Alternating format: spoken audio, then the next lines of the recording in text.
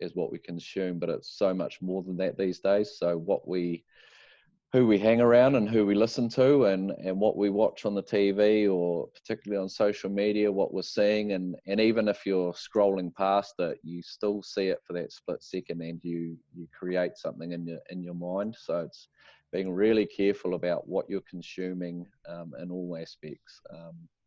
What you feed yourself is what you grow, basically. So if you're feeding yourself good tucker, if you're feeding yourself nice clean water, and you're listening to good helpful things that are going to help you grow, then that'll be the result. But if you're consuming things that aren't going to grow your body, they're not going to grow your mind either. They're not going to grow your health.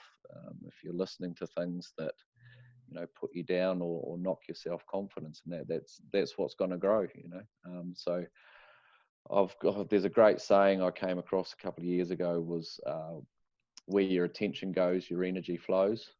So it's really another big thing for me is keeping my attention focused on the things I want, because that's what your energy goes to, and that actually energizes me. So being real grateful, having a purpose are really important on a farm, I think.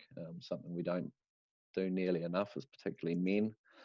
We just sort of go out there and chip away day to day and forget how lucky we are, and how grateful we should be to be able to do that.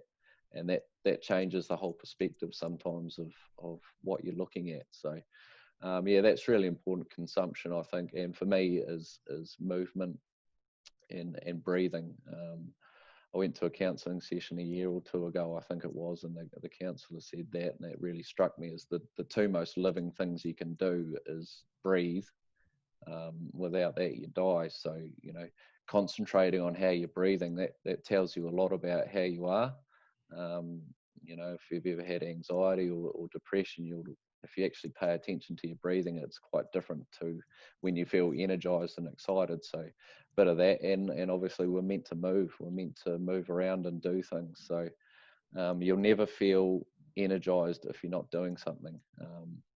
That's the first step in finding motivation, is actually taking action and moving.